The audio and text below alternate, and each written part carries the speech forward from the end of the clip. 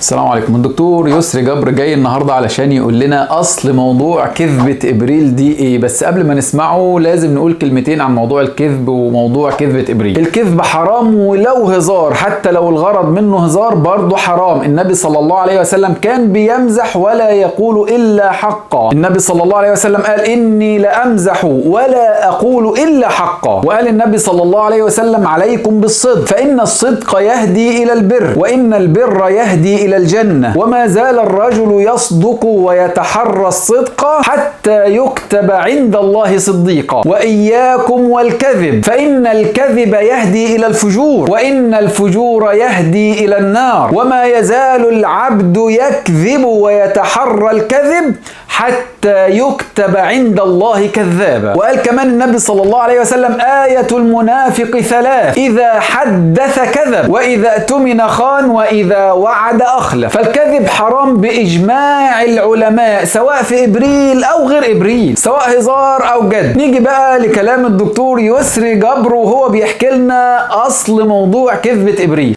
نقوا شهر ابريل اللي هو اللي اتولد فيه النبي وقالوا شهر الكذب، كذبة ابريل. اشمعنى ابريل يخلوه هو كذبة ابريل؟ يعني يقصدوا كذبة ادعاء سيدنا محمد انه رسول الله لانه ولد في شهر ابريل. والمسلمين يقول لك كذبة ابريل ويضحك وما يعرفش مغزاها الكفري، لان النبي صلى الله عليه وسلم مولده شهر مولد النبي صلى الله عليه وسلم كان 21 ابريل سنة 572 ميلادي. فراحوا اليهود جم على ابريل وسموه بالكذب.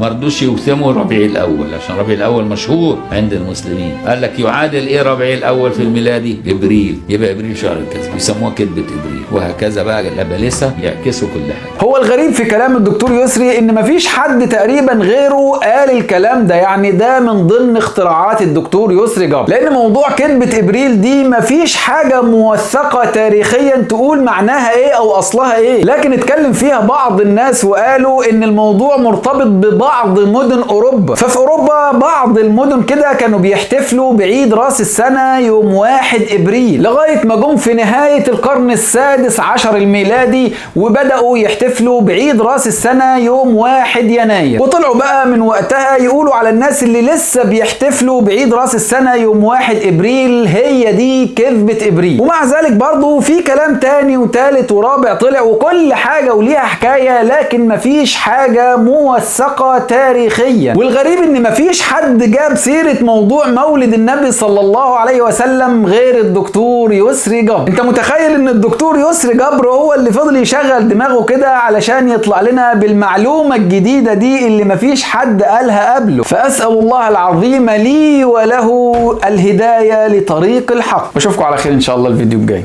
السلام عليكم. ألست المصطفى خير البرايا وأكملهم جمالا وانتسابا.